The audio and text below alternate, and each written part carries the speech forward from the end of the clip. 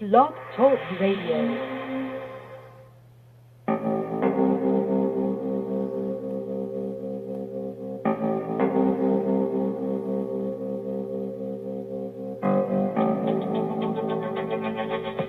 Hello and welcome everybody to another episode of Closer Encounters, the show where you, the listener, is also the guest.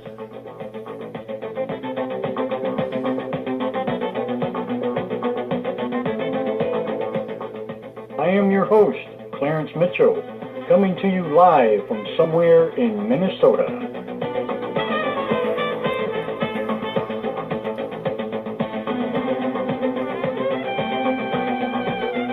Closer Encounters is streaming live from Blogtalk Radio. We are also live on Facebook, YouTube, and Google Hangouts.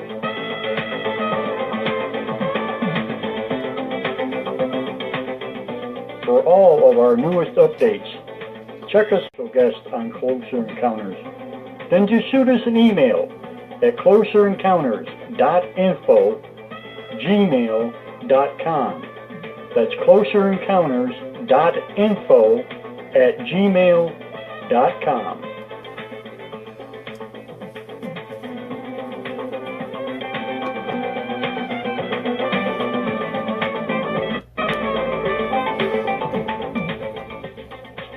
Have you ever witnessed a UFO?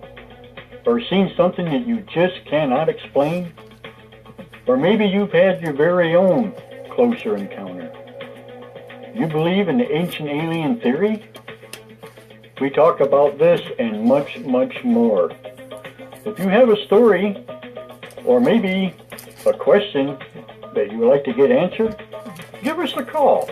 The number here is 347-989-1008. Again, the number 347-989-1008. Give us a call here at Closer Encounters. I'd love to talk to you. Closer Encounters, where you, the listener, is also the guest. We're trying to do this live on Facebook again tonight. I don't know what's going on. It says I'm having a bad connection here. I don't know if it's the weather, what's going on. I do have a little bit of snow flurries in the air, so it's kind of choppy. Hopefully, it'll stay connected. So we'll see what happens. If I disappear, just hang in there. I will come back. So, anyway, and I'm hoping this microphone's working. I don't know if it is or not. I'm going to type in a message here real quick. And we will soon find out.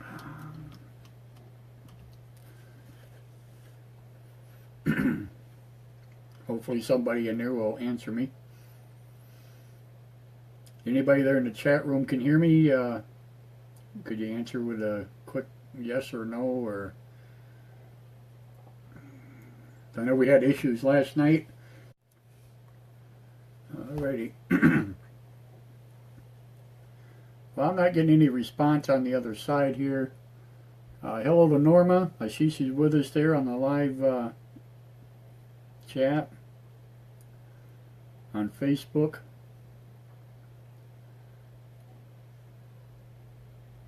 And I don't even know if anybody can hear me on the Blog Talk side. So, but we're obviously having problems here with the live feed also.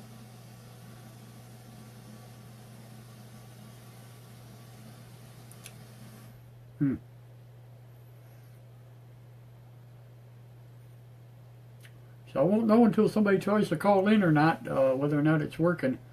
I know you guys can hear me on the live feed because it's through the phone.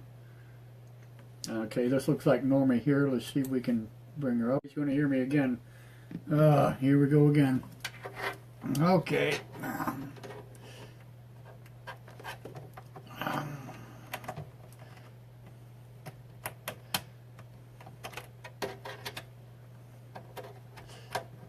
Hang in there, Tim.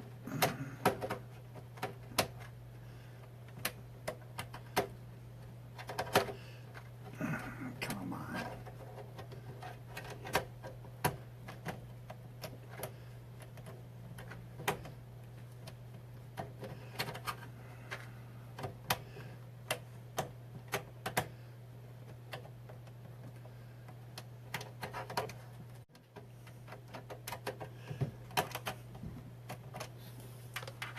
Okay, it looks like we got the same problem that we did last night, so I'm going to have to redo this one more time. Hang on, folks. Sorry about this. Just when you think you got it made.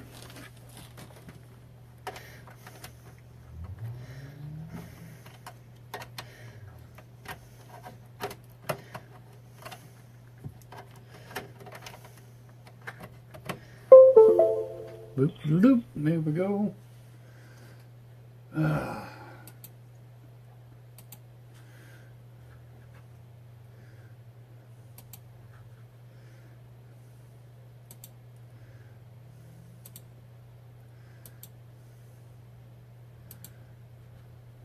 Hello, Tim. Can you hear me, sir? No.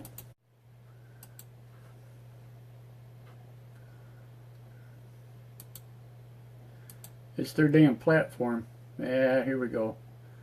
Check, check.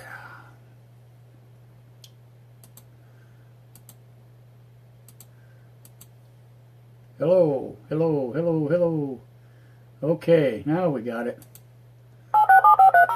Now we got it. It's going to work.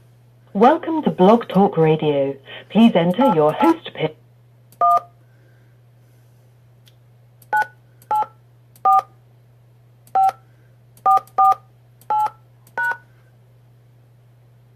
To start your show now, press 1. To hear... Since it appears you're calling back into a live show, we are reconnecting you now. Of course. Oh my goodness, ain't this some crap? Hello, Mr. Collard. Can you hear me, sir?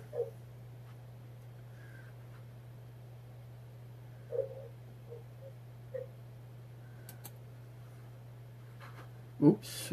We're going to have Tim call us back in here. Just want to make sure it... hello. Here we go.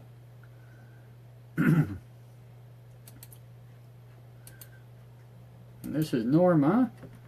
Hello, Norma. How are you, dear? There we go. You need to turn your live feed down. Yeah, for whatever reason.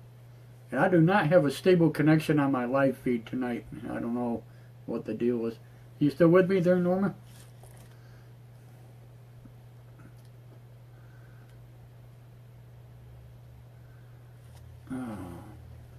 Hello? Can anybody hear me? I can't hear you. Yes, I can hear you. Can you hear me? Hello? Norma? Hello? Hello?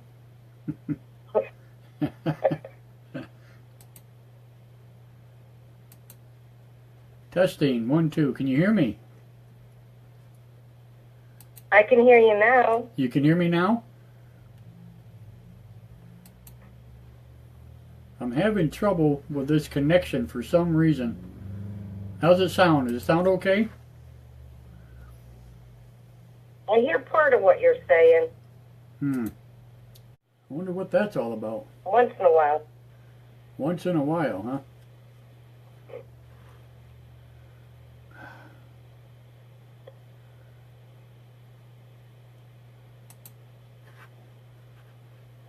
I don't get it.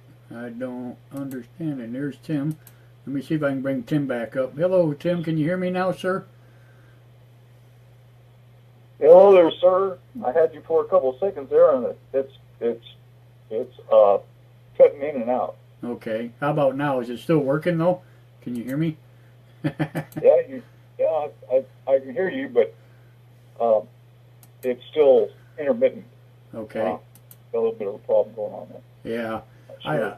I'm having issues on both ends tonight, not only with this, but also with our live feed. I guess Maybe because of the cloud cover, I don't know. Maybe the satellite is having issues. I don't know if it's connected to both things or not, but something ain't right here. So. Oh, it could be. Yeah, that could be. I never really thought about it until a little while ago, and I'm thinking, gee whiz, you know. Now I got Norma on the other line, and she says she can hardly hear me, so I don't know. But, right. I don't know either. You're probably right about that, though. It probably has to do with a satellite signal. That's what I'm thinking. It's disrupted from, yeah. That could be.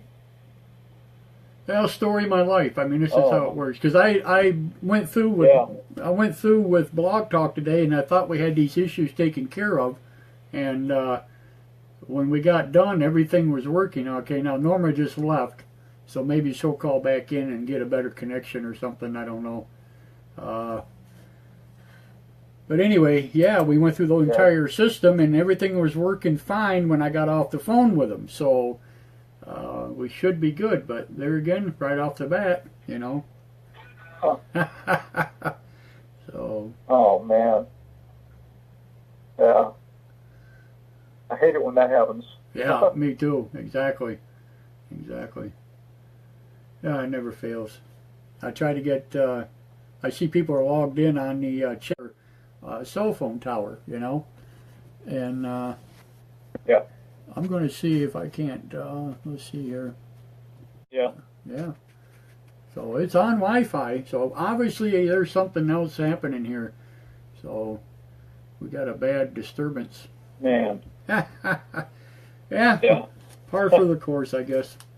Well, I'll hang in here with you as long as you're on, you know. And cool.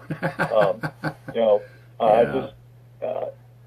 I've spent all day today, all this morning and this afternoon, going through some old archive lectures and some couple of ancient alien shows and this and that, but come across some really interesting information on Mars.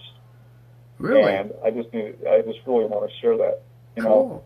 Good deal. Yeah, that's gonna be cool. It's the aliens. Okay. All right. I'm just reading something. I want to say hi to Nora. I see she's back in. I can hear you better on the computer than on my phone. Yeah. Oh well. All I was going to say is what it sounds like to me is exactly what you're talking about. That the signal. You know, we have some of it is done through microwave cell towers and stuff like that. Some of it goes from cell towers to a satellite and then back down to a cell tower and then across that way. You know, it just depends on what mode of signal that they're using. But right. I don't know. It sounds just like TV during a storm. You know, if you have satellite TV during a storm, how it'll be intermittent. You know, it'll be choppy. Yep. The audio will come and go. Yeah, same thing. So that's what's doing right now. Well, you know, it's funny because they advertise. They always advertise this stuff as 3G, 4G, 5G network. You know, and you shuck out all this money, you know, to pay for it and do whatever. And you're supposed to have the best connection of all and faster speeds, and you can't prove a damn thing by me, I'll tell you that. You know, hey, no way. You want to test out your shit? Bring it to my house. We'll figure it out. Well, this type of format also is fairly new. In a sense, you know, it's still in the infancy stage, just like cell phones back when they first started. You know, right? Well, yeah.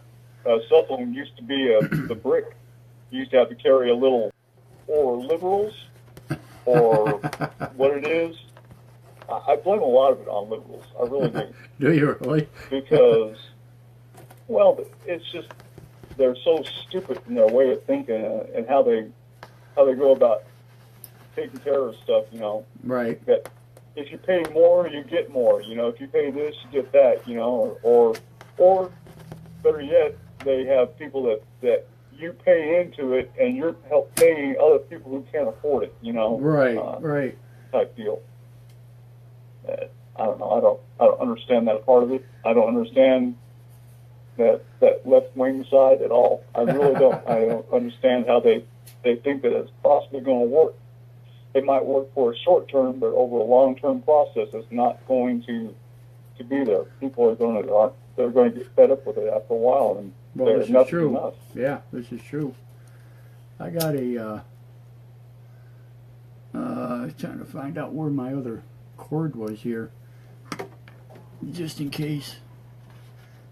I'm thinking I might be able to use this other Wi-Fi box here if I can plug it back in, maybe. I'm wondering. I'm just wondering. I'm gonna turn this on just to see if it will work. It's kind of like a Wi-Fi adapter kind of thing, but I don't know if I don't know if it will automatically connect to it or not. But anything's got to be better than nothing. Yeah. So we'll let that boot up and see what happens. So I just happen to remember. I'm just thinking about something. It might just be something really easy. It might be an easy fix. Most of them are the best ones I've seen are built by Wilson Electronics. Right. Yeah. And they have some type of a signal enhancer. They make the signal stronger. Right. It might be something that you might have to have something like that to help it. Yeah, I remember that. I used to have a small cell antenna that hung on my mirror outside the truck. But you had to actually plug that into your cell phone itself. It was a amplified antenna, and I don't know if it really worked or not. But yeah, crazy stuff. Well, I've seen all the different types. I've seen the one that you put inside your phone that has an extra antenna type deal that goes inside the phone itself. Oh, okay. Yeah. You know what I'm talking about? Right. Like a little patch or something. It's just like a little pad that has metal,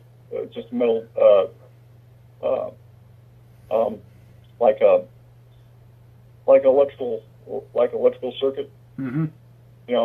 Right. But it's made out of it's a wide band of metal that circles around and does little loops and stuff. On the pad. Right. I don't know. I really don't know how it's supposed to make it better, but that's the cheap ones. But like you said, that one that you put on your antenna out there on a mirror mount, they work pretty good. Yeah. Those are the ones that I've seen. The ones that I've used. And razors, and I don't know, all kind of different things. So yeah. Everybody was out buying everything that they could get their hands on. Yeah, which one's the best phone? Oh, get this flip phone. Yeah. Yeah. That was back in the day. That was back in the time when I had a friend who was an AE in the Navy. He was a aviation electrician. Right. And electronics. Anyhow, what he was doing is he was inventing this thing, and he did invent it. He made it to where you could use it. It would melt a radar unit in any kind of a top deal, Wow. Law enforcement, they use that radar. Yeah. And what he used was a fish finder. Oh, no kidding. And he increased the strength, the signal of the fish finder. That sonar deal. Right. And it would detect. It would let you know that you were getting that you had signal coming in. You had a radar signal coming at you.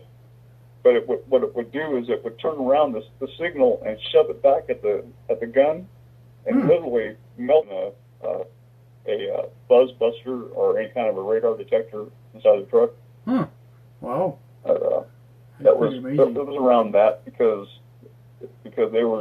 they were making this device that would literally kill the gun. It would Right. send the signal back to the gun and kill it. Huh. I thought that was an excellent thing, man. I thought that was too cool, man. Oh, that's crazy. Yeah, here you go, big brother. Boy, we want to get You caught wanna- with that. You Yeah. want to mess with us? We'll throw it right back at you. Yeah, no kidding. Oh, crazy. But those guys like that are ones that those guys that are into that high tech electronics and stuff like that, and signal generators and all that. Those are the guys that I really, I'm amazed by what they're able to do and how they're able to come up with their little gadgets and stuff. Right. Heck, I've seen people who had in their homes, they had one guy was he was a contractor for the government, and actually the government was that. This is how I found out that what the government is doing to us. We think that they look out for us, and they're not looking out for us at all. Right. A lot of the microwave energy and stuff that we are bombarded with is, I think, directly responsible for a lot of illness that we have, especially cancer and stuff like that. Yep. That's why it's on the rise, along with our diet, our food, the stuff that they put in our food. But it's something that always kind of raised my curiosity through the years is when we went to the signal for televisions, and we lost all the VHF and UHF signal. Yeah, and they went to straight either cable, or you have that little box, right. that would decipher a digital code. They went digital, and what they did that for is so that the powers that be could have a wider band spectrum to operate with, and doing away with everybody's TV and everything. That's why they, Well, then they could charge you for $5 for an old TV, Yeah. throw them away, because they want to get rid of everybody who had that tube that TVs and went in yet, Yeah. Yeah. We're going Well, backwards. they're making it now to where with Sirius and XM radio, Right. they're making it now to where it's going to Yeah. cost you to have free radio, or Yeah. a radio signal, But it's worth a while, really. I mean, I had Sirius for a long time. I still quite got a few Sirius. years. Yeah. And, Mhm. Yeah. But I love it, man. You can listen to the same thing for ever. You Yeah. go clear across the country and listen to the same channel and never lose that signal, Well, that's I love. the one thing that I Um, really liked about it. But the one thing I don't like about it, it will repeat itself. The shows in Yeah. that, they do repeat. They're not, it ain't like every hour they change to the Right. thing. It's a 24-hour cycle, and it does repeat over and over again. So once you hear the whole Yep. deal, you're going to rehear it. It's like, damn, Yeah. But that's how it goes, I guess. But out of all them channels, Yeah. you can't really beat it. So, but yeah, I got it in my pickup truck. Yeah, It but- comes automatically in my pickup. I mean, you got to subscribe to it. You got to pay for it, but you get it right in your regular vehicle now. Back in the day, we had to buy the box, remember, and put it on your dash, and then you had to have an antenna and all that stuff. And Yep. sometimes it didn't work, sometimes it did. Yeah. Oh God. Yeah. It depends. I remember them days. If you got the cheap antenna, it wouldn't work with a crap. Exactly. Oh, Yeah, they had like if you didn't have it pointed. Yeah, they had the one Yeah. that came with the kit that was cheap as hell, and you had one you could buy for like $60. That Yeah, Yeah. go figure. Funny. Yeah, I had XM Yeah. for the longest time, and then Cyrus, came Well, out, just- and Yeah. then they wound up merging. So I don't know, but funny. Yeah, that was the same thing. I don't understand that. I think they were the same they're under the same banner all along. I do too. You know, decided to kind of conglomerate. But I don't know how the FCC and everybody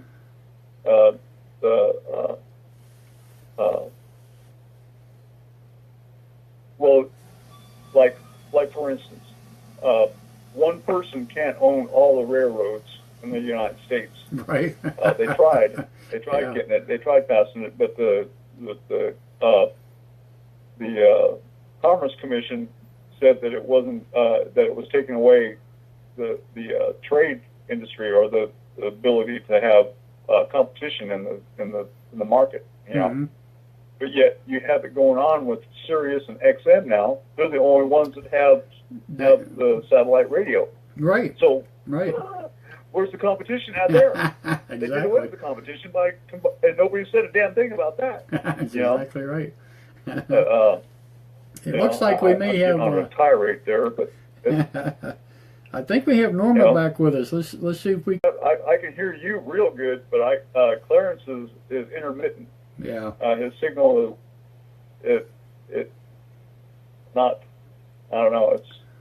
I don't know what the deal is. That Yeah, I'm thinking it's or what. I'm thinking it's the whole internet connection thingy I got going on here. That's what I'm thinking right now. I can't blame it on the other people for the time being. So, because I am having problems with the live feed, and so I definitely have. It must be way thick clouds or something out there, that I'm having trouble with. So, yeah. Weather. I don't know. So anyway, but I'm glad you guys could be with us anyway, regardless of the stratosphere. But I came up with something. I don't know if you read the post or not, but I came up with something, and I may be totally off base, but I just wanted to kind of put it out there for people and see what you guys might think. Of course, I may be years and stuff like that, and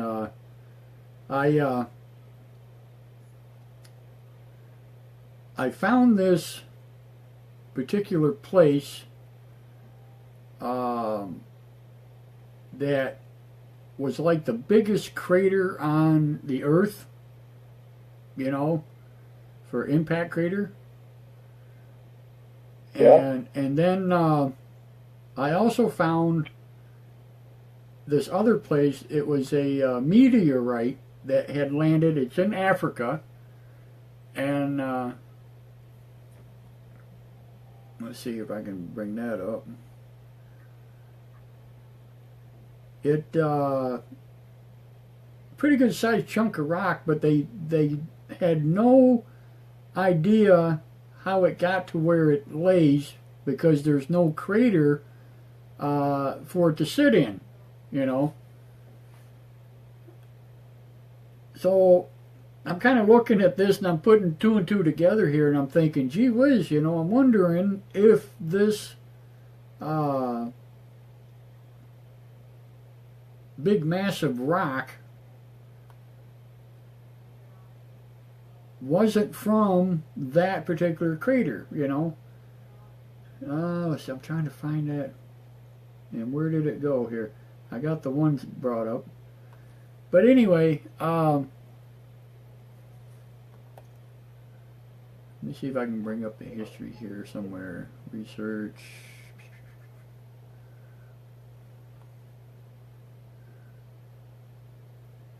There it is. The Hoba, H-O-B-A. You ever hear that? Hoba? Meteorite? It's estimated to wipe out the life of, on Earth, whatever. Like that time some 65 million years ago, with a big piece of meteorite sent the dinosaurs into extinction, but that's a rare thing. What made the news in 1992, a far less hazardous instant of falling meteorite, was when a rock the size of a bowling ball crashed in a driveway at Peekskill, New York.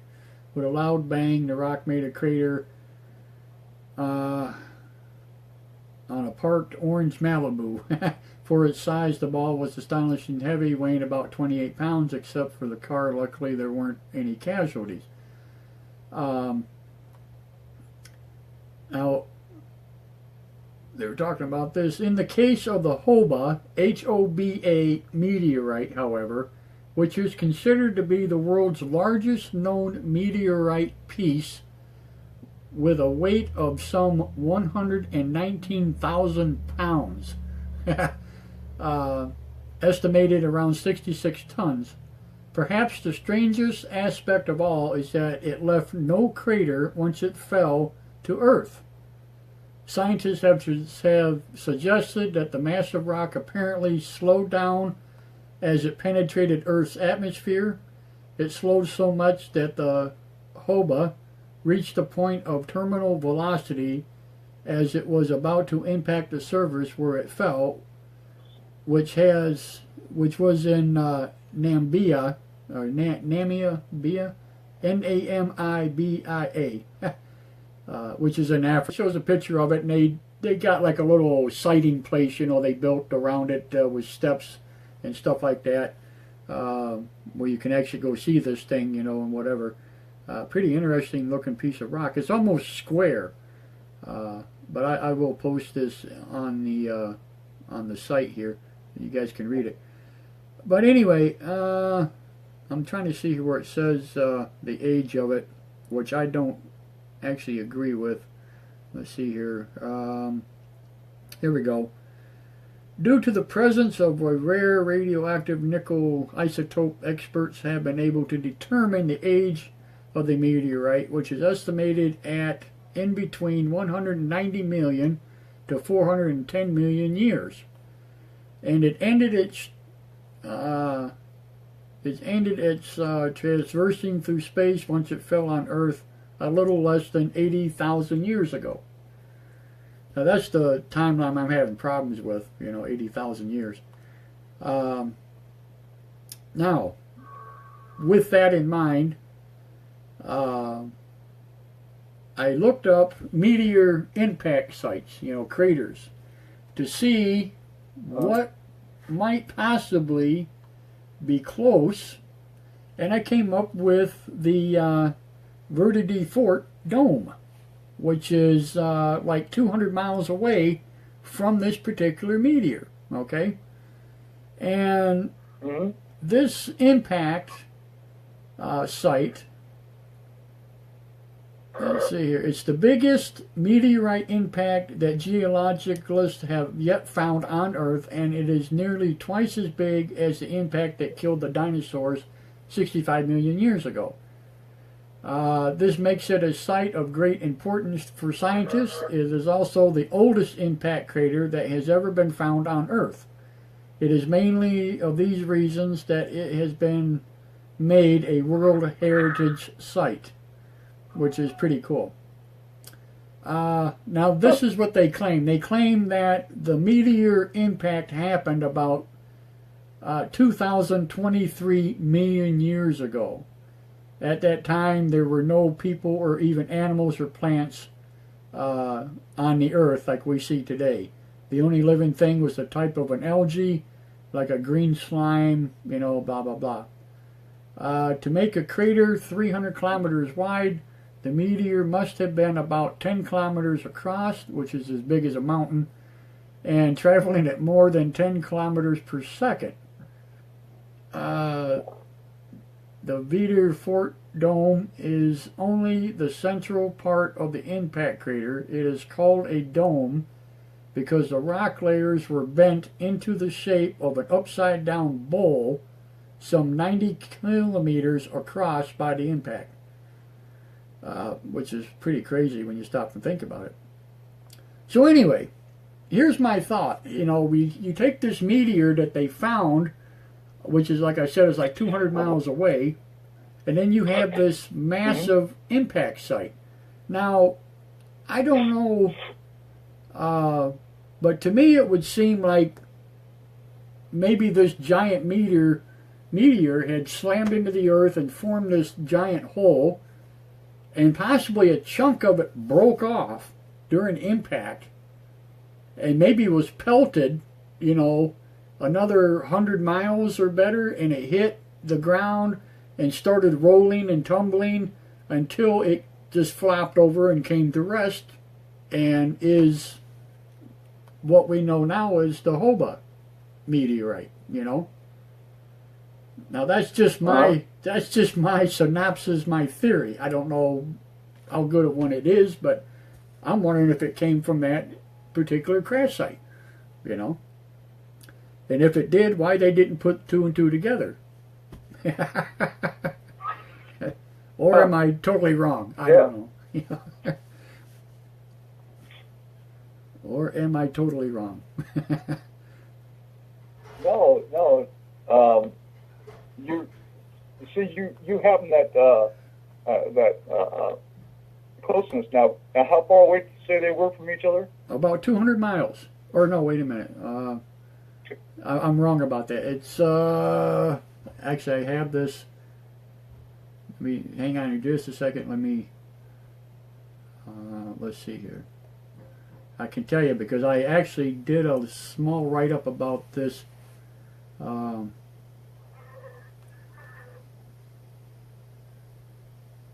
on here. Let me just scroll down here. This is on my page.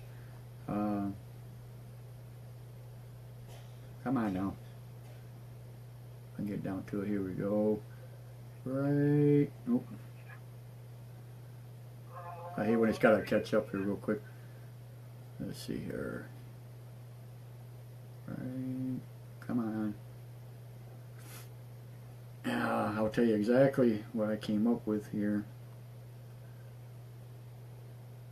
It's been some time since I actually put this together, so it's kind of like down at the bottom of my page here, and I gotta wait for Facebook to let it load. You know what I mean?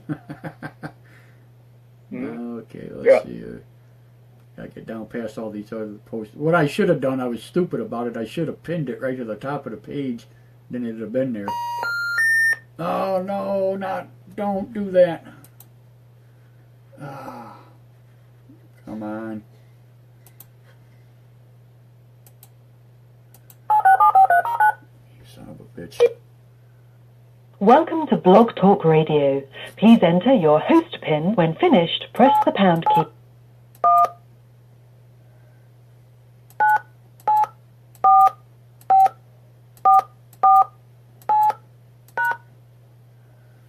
To start your show now, press 1 to hear. Since it appears you're calling back into a live show, we are reconnecting you now. Okay, Tim, you still with me?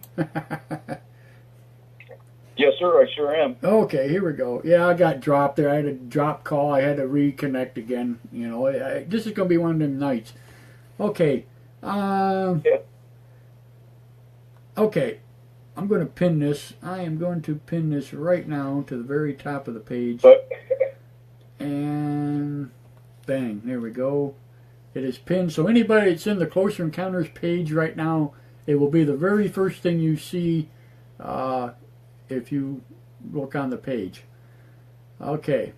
Okay. Now this is it's an older post. It was I can't even pronounce her name. Posted it way back in September, and I kind of took the two things and I was playing around with them and whatever. And I made the comment, or I did a small write-up. It said, 2 things came to mind when I seen this. First, this is a piece of the meteor that hit the Earth back in the dino days. The impact site may be hundreds or thousands of miles away. This piece tumbled to its resting place. Okay, that was the first thing I came up with. And then I went down into the comment section and I actually posted the impact site. And I wrote, after doing some research, I think I know where it came from. It was closer than I thought, roughly 1,400 miles. So that's what it was. It was 1,400 miles apart from where it sits, where the meteor sits, and where the impact crater is. So, to me, still, I mean, if you're talking an impact crater the size of what they're talking about, I still see it could happen. Just my thought. I mean, It may have rolled, Yeah. it could have rolled, it could have bounced, hit 500 miles away, and then rolled another 1,000 miles. I mean, who knows, with the, Sure. with the, Sure with the velocity and I think. Well, see, that's happened before. See, now with the what is that called? It used to be called Crater of the Moon out there in Winslow, Arizona. Now it's called yeah. It's called something crater. It's called gosh, I know what it is. I know exactly what you're talking about too. Yeah. Anyhow, that impact crater, it looks like it came straight down. I mean, instead of coming through the atmosphere on an angle, it came straight down. It had a direct trajectory, was straight to the ground. Right. It didn't come in on an angle.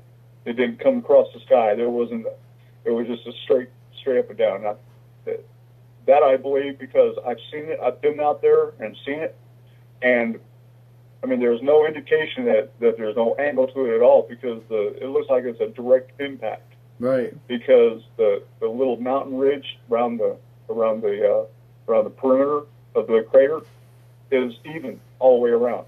So that suggests to me, now I'm just a novice geologist, that says to me that that the backflow coming out of it, the Right. return flow from the impact came straight out. It didn't come out at an angle. Like, for instance, on the Tunguska impact, it never impacted the ground. Right, it exploded above ground. Tunguska meteor back in 1908, I think it was 1905, Right. 1908. Right. They said that it came in on an angle. That one scientist figured out how it came down on an angle and actually blew up in the atmosphere. Right. There was no impact crater because it disintegrated in the air. Right, and just the force of the stuff underneath it made such a from between the Earth and the meteorite itself had such force in between that it caused everything to wash out, so to speak, like a major explosion on the ground.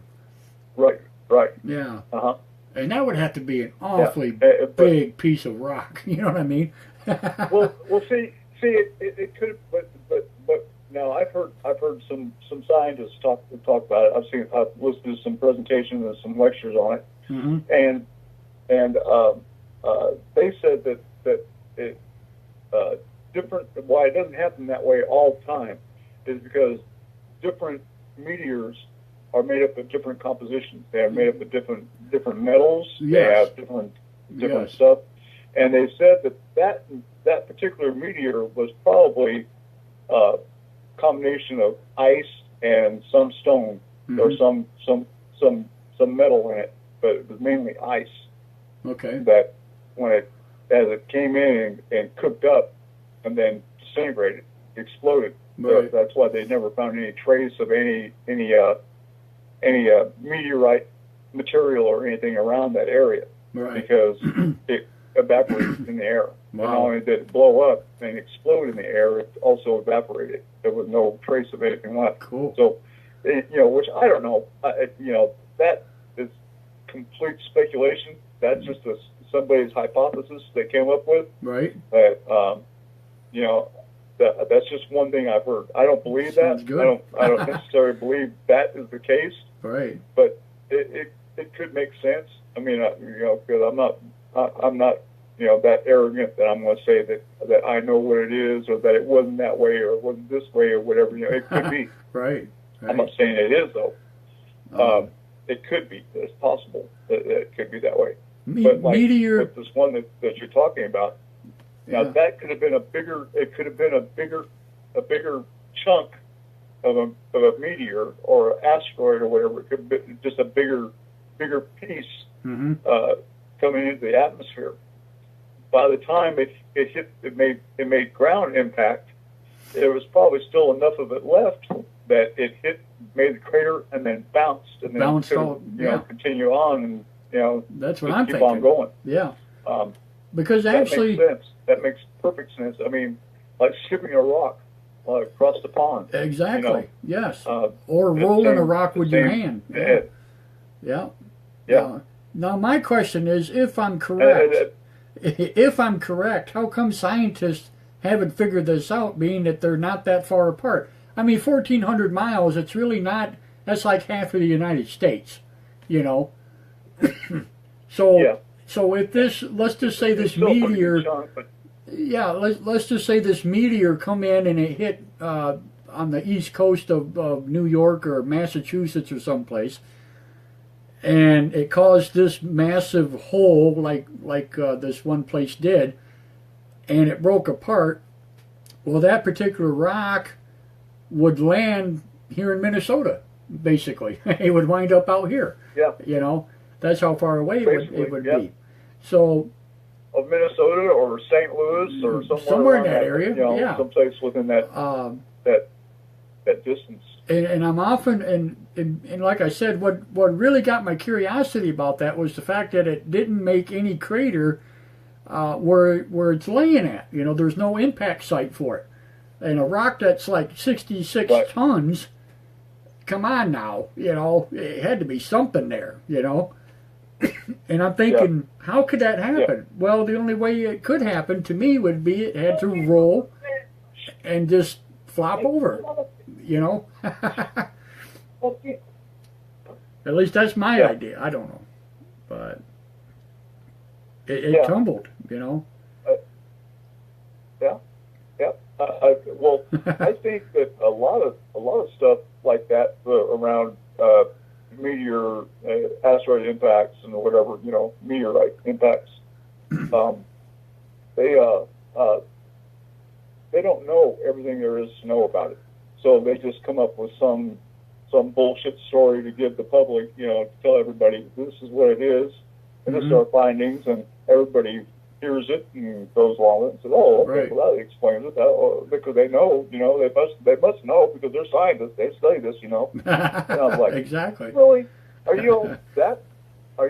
Is people really that naive that they believe everything that is told to them? Yeah. But obviously they are, because the majority of the population of the world believe that the pyramids were built by slaves, and that each rock was cut out, chiseled out by hand and put into place, and whatever. Right. That's that whole thing right there. I've gone over and over again, but that same bullshit story that they feed people is the same thing. They feed us, Well, that's true. about all these other explanations Yeah. and everything, and they don't. The thing is, they really don't know. Right. Well, Sean That's says what he really believes gets me, it's Planet because X. They know more That's funny. They know more. Science today knows more about the history of other planets in our solar system than they do of what's going on right here on our own absolutely. planet. Absolutely, I agree We with don't that. know all the creatures. We don't know everything that's in our oceans.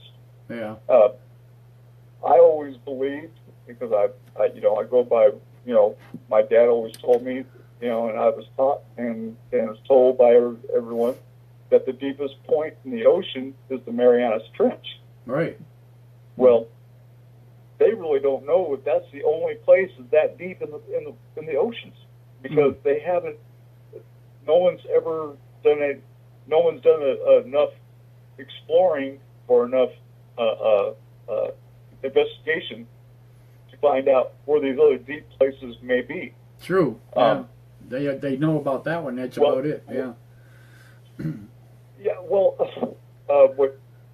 what gets me, and I found when I came across this, I had to check it like 3 or 4 times to make sure what I was reading was right.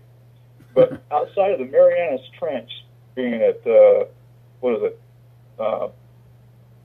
30 some odd thousand feet deep, 35,000, 32,000, 33,000 feet deep, something like that. Um, the only other deepest place in the oceans is in the Atlantic, right off the coast of Puerto Rico. Wow. Did you know that? No, I didn't know that. Did you know that?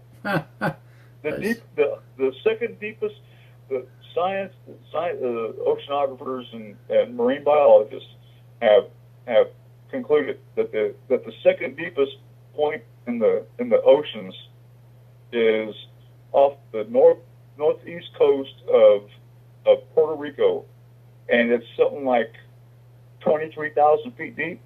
Wow. It just drops off. It's just an abyssal drop off the, you go out past the reef, and it just drops off. That's amazing. Does a nosedive, Hmm. And there's no reason for it. They're trying to figure out, because there's no tectonic plates or anything, which is the subversion layer. What they say is what caused the Marianas Trench. Right. Was formed by two plates coming together, and one going underneath, one going down, the other one being on top, and formed the crevice. The crevice goes that deep. Now, I'm not really sure if that's what it is or not. That's Right. They say it formed it. Wow. But I'm still open for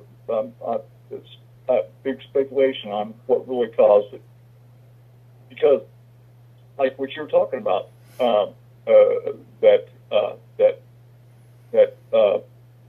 that meteorite Mhm. hitting the ground and bouncing Right. and causing whatever destructive force. I've studied the meteor crater. That's what it's called, meteor crater. Yeah, I was just going to say. In Winslow, Arizona. Yep, exactly. Meteor crater. Yep. I looked at it, and then I've come across a couple of aerial pictures. One of them that really fascinates me is the picture of the Grand Canyon from the space station, Right. from the International Space Station, ISS. If you ever see that picture, it's on Facebook. I think you can find it on Facebook someplace. It's incredible. I mean, I look at it, and I've looked at this, and I've studied it. I've told you this before, that I think what happened was when that meteor impacted the Earth there in Arizona, that it cracked the crust, which it happens. Right. It forms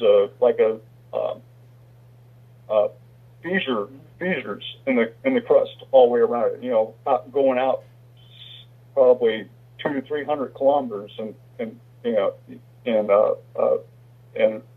radius from the point of impact, going 300 kilometers out, and it's forming a circle around. But that the geography and the geology going on right there in that area back, what was it, 150, 200,000 years ago, when that meteor hit, when the crater was formed. Mm-hmm. The ground around there was all different. And dig this. Now, this is something that also has given me some other things to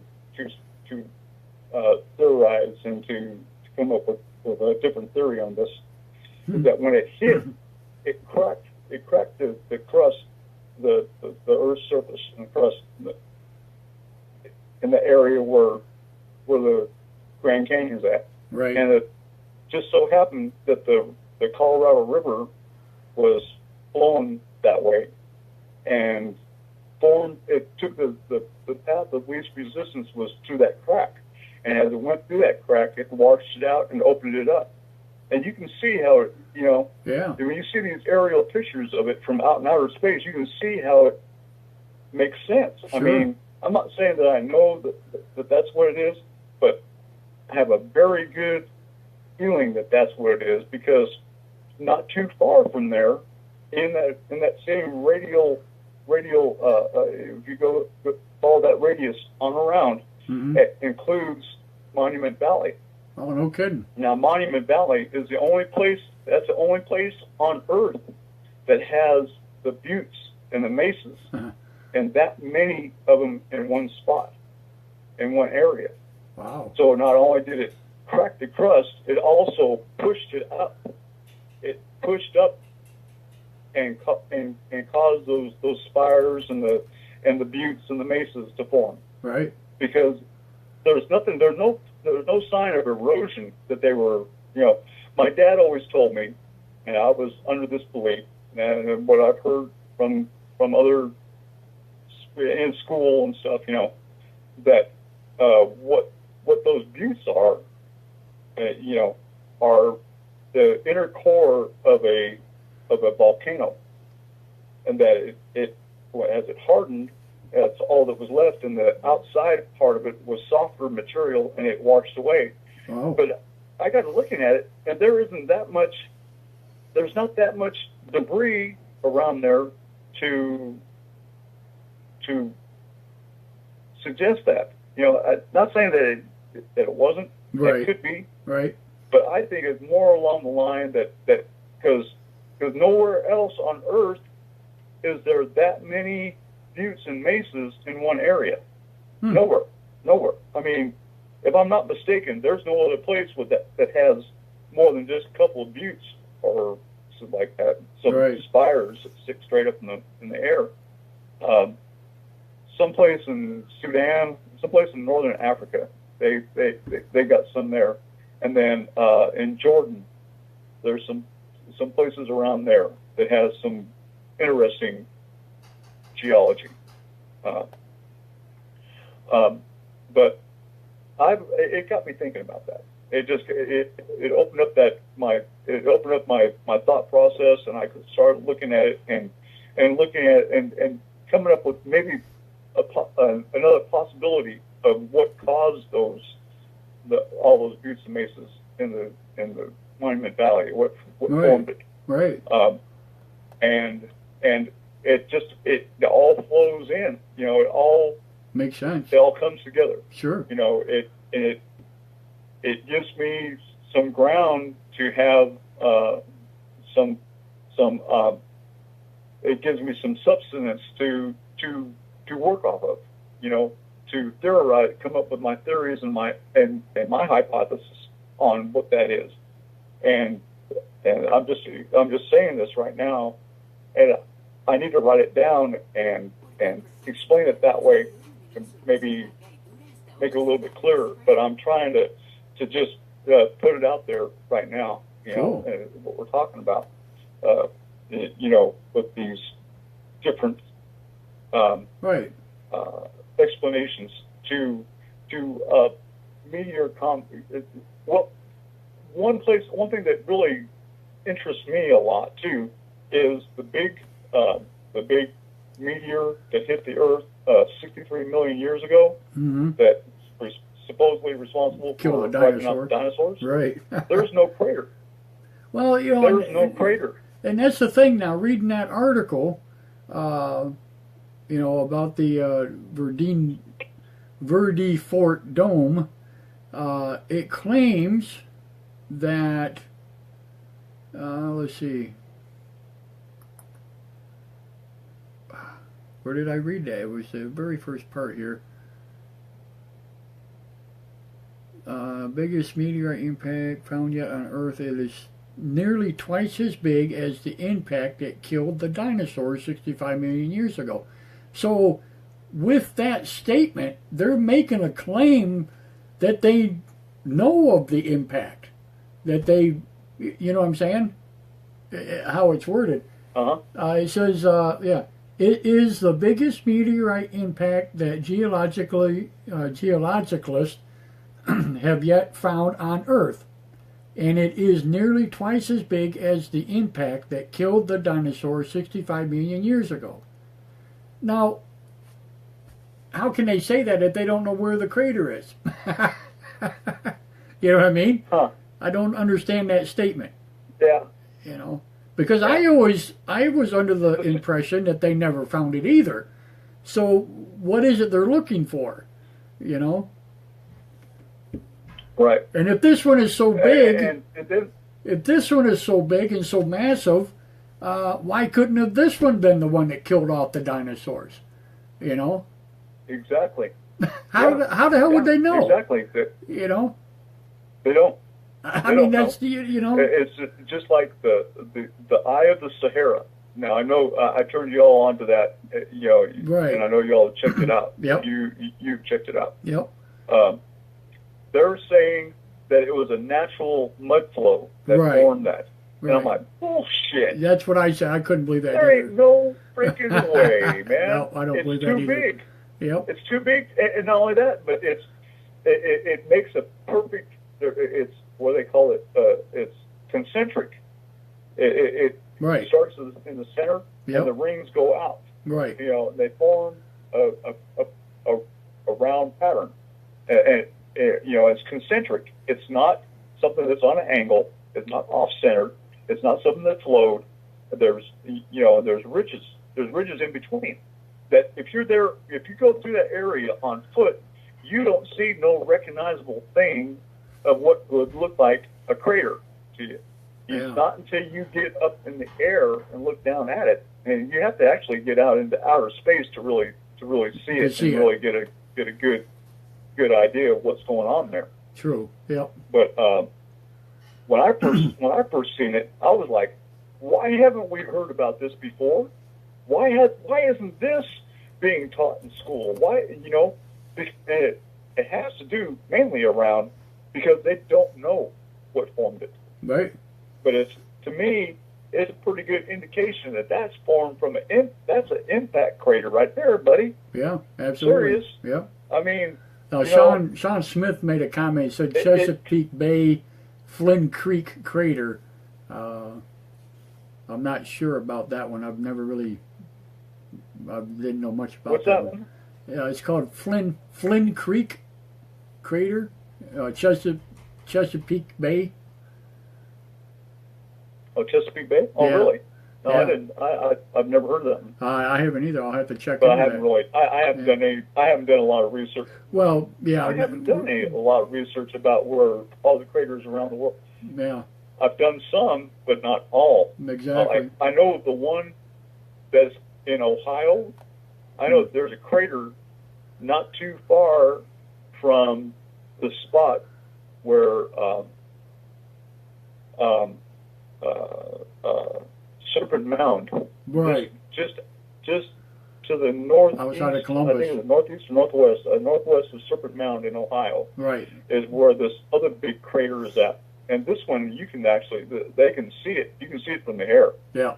And it's not really that gargantuan, but it's still pretty good size. Yeah, it's still pretty But big. Yeah. all the all around that area, the ground, the rock has been show signs of vitrification, which means it had been melted. Yeah, so it had to be pretty rock hot. had been heated to the point of melting. Exactly. And that tells you right there that was an impact, buddy. That was a fiery ass impact crater right there. Absolutely. There's no denying that one. But, they said some scientists, some geologists have also said they found a spire that was right to the side of where the Serpent Mound is at. That's made out of some kind of strange material. Really? It's not indigenous to that area. And I think it could have been part of maybe a chunk of the asteroid or the meteorite that hit there and formed the crater. Yeah, they said that from if I remember right, that this rock once stood up right at the mouth of the serpent, and was some type of had some kind of significance. And that was why it was there and all that, and why they built Serpent Mound in the first place was there because of that. Because it's a special location that they found. But see, this comes back to what we talked about before about being a highly technical society Right. being here in North America Absolutely. that was wiped out. Yeah. That was wiped out. I totally agree with that. Hundreds of thousands of years ago, hundreds and hundreds of thousands of years ago. But any trace of it is pretty gone. And it wasn't until I didn't really get my head wrapped around that until this is going back to movies. Well, Hollywood duplicates reality an awful lot, but damn movie Rogue One, the Star Wars story. I highly recommend. If nobody's seen that movie, you have to see it, man. That it's incredible. But when the Death Star hit the city of Jeddah and caused the upheaval, Right.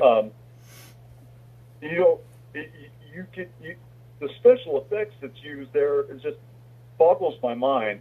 How were they able to figure out that it would do that? And once I seen that that's what was going on, I said, well, shit.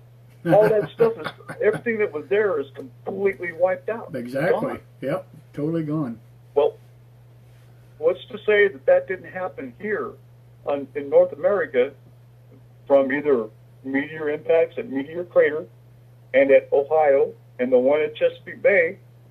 Those didn't wipe out any trace or any sign of a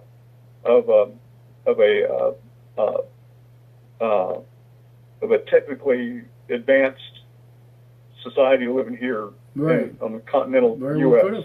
Absolutely, it would have. And anyhow, it just opens up that it gets my juices flowing into that speculating, that what if, and I start looking at other stuff around, and I'm starting to look ever since.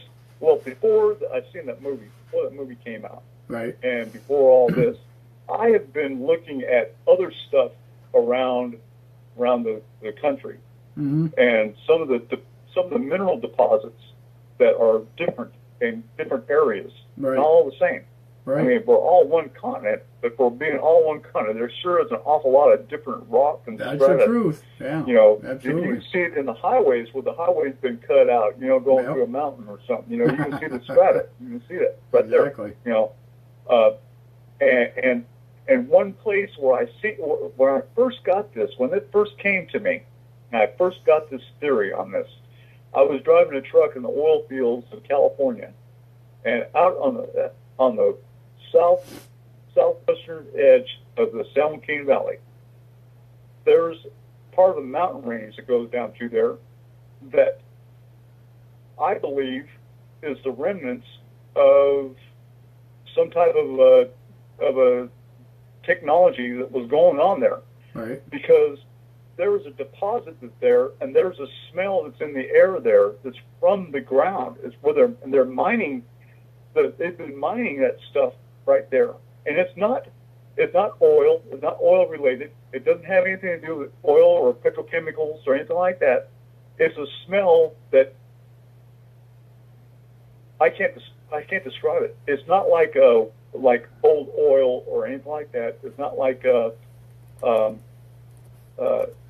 it's not something that smells like something decaying, but it's a smell that you could go, ooh, what the heck is that? Right. And it's the only place in the whole United States that I have seen that smell.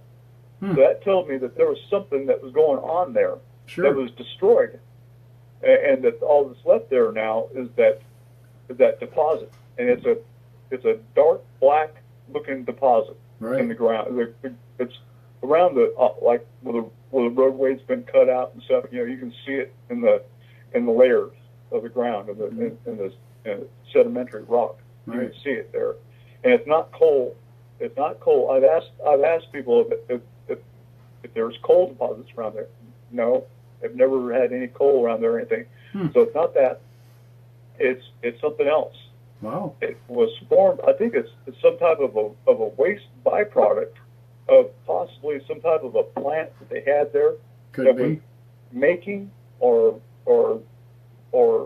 changing, taking raw materials and adding catalyst to it and Right. changing the molecular structure to make whatever they had, whatever they were making there. Right. I'm not sure what it was, but this is just my thought. That Sure. it came to me, and it hit me like a lightning bolt. And Clarence, when it happened Mm.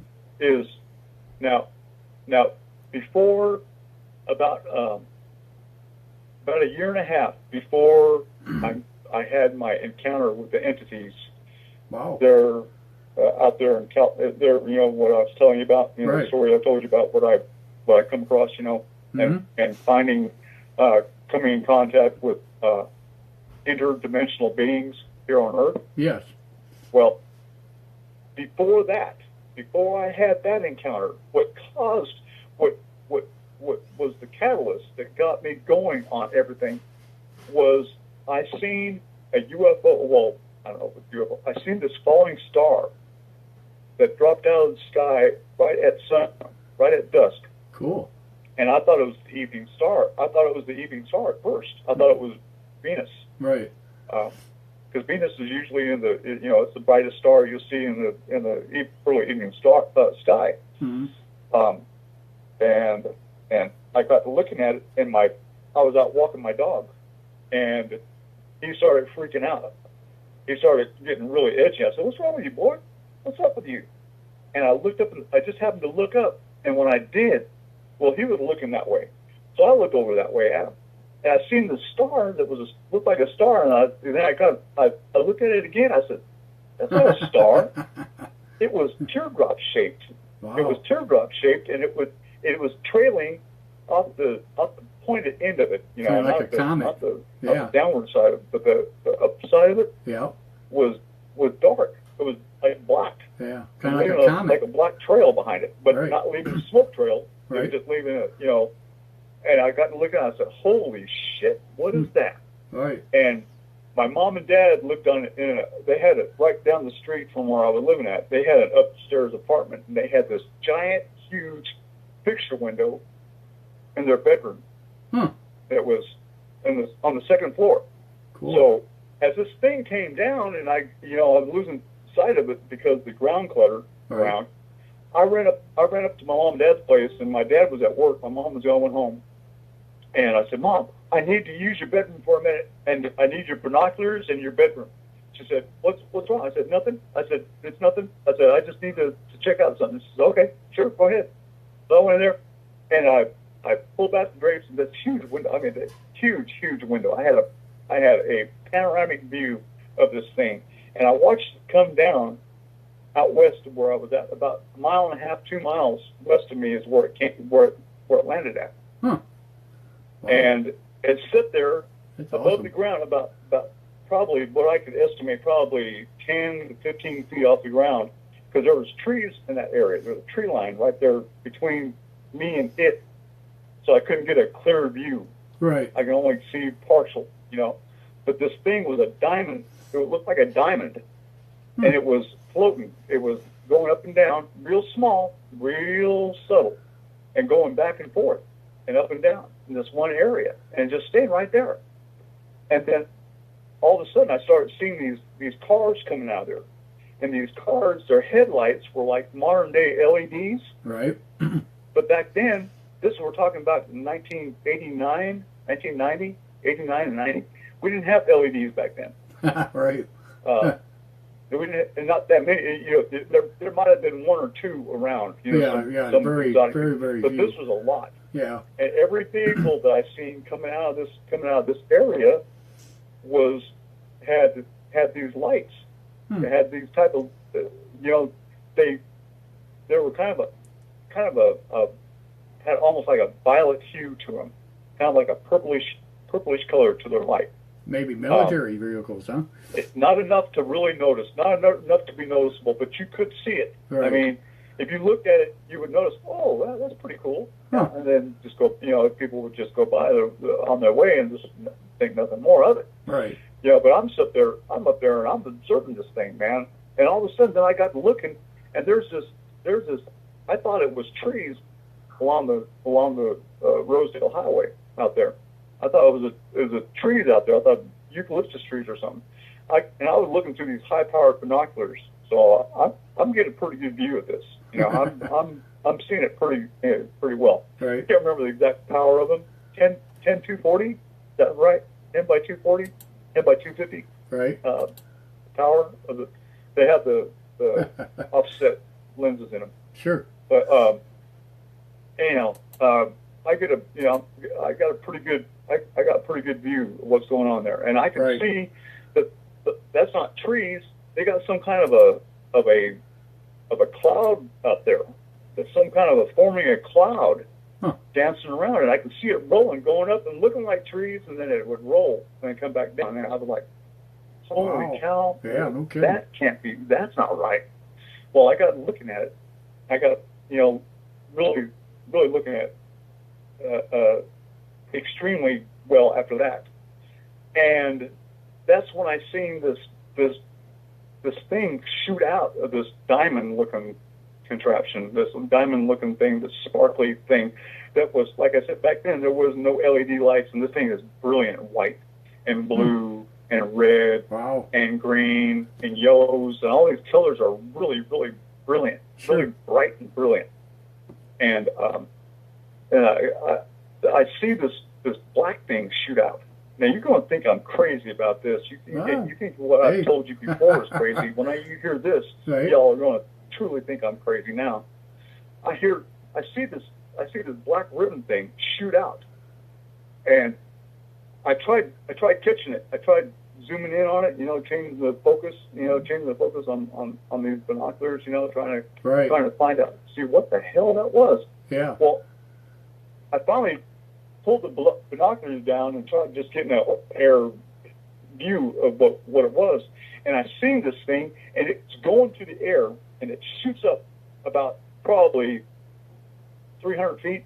I'm going to say 100 yards, about 300 feet away from me, up in the air at about maybe a 25 to 30 degree angle going up, and this thing turns and comes right down to me, comes right down to the window, and comes through the window. Doesn't break the glass. This ribbon comes through the window. It's makes like a little, tears it, like a rip in the fabric. It kind of tears the glass and kind of makes a little glow. And this thing comes through the window and hits me right in the forehead, and ding! Instantly, my ears started ringing. My dog freaked out. He's under the bed. My ears are ringing. My hair is blowing in the wind. Wow. And I'm trying to catch my breath, and I'm going, what the hell? And when everything died down and everything cooled down, I'm looking around, and I was hit with this thing. All of a sudden, I knew the secrets of all the mysteries of the world at that moment, and that specific point in time. Wow. I knew that I knew that I knew that I knew that I knew that I knew that everything all that I information was the truth. And it all made sense. It all made perfect sense. It all set together, and so that set me on my way of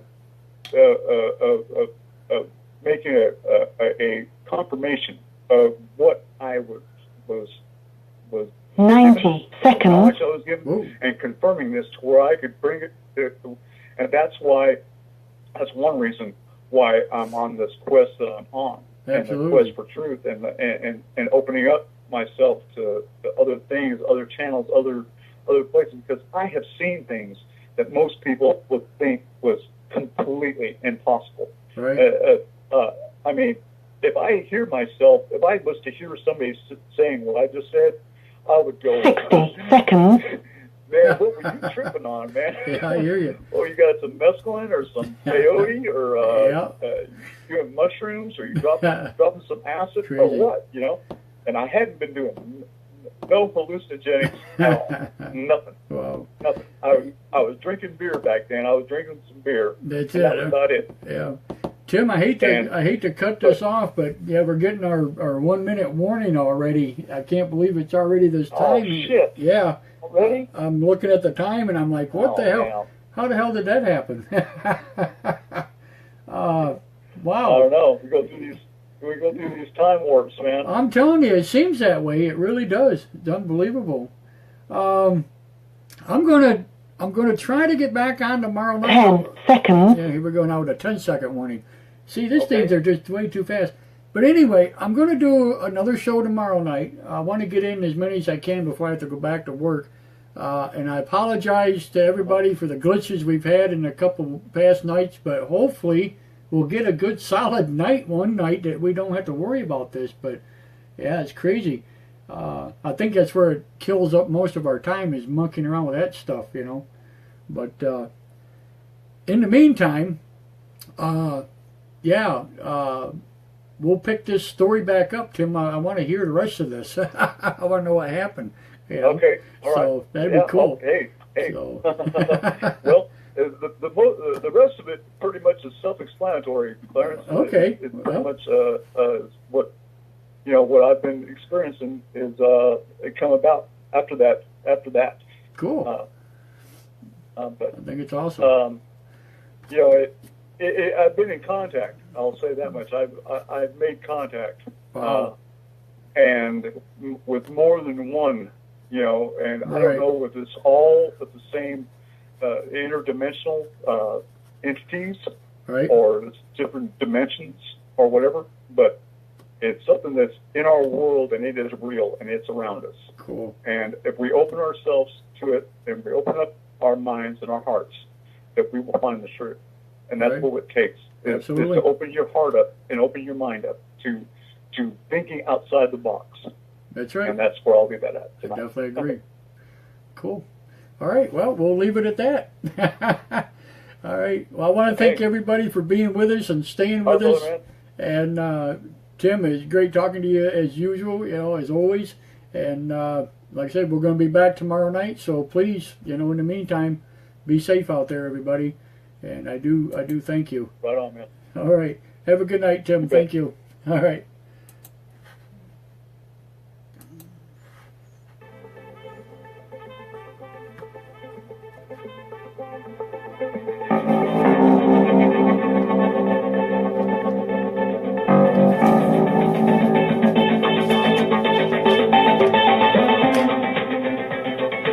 I want to thank you all for listening to Closer Encounters.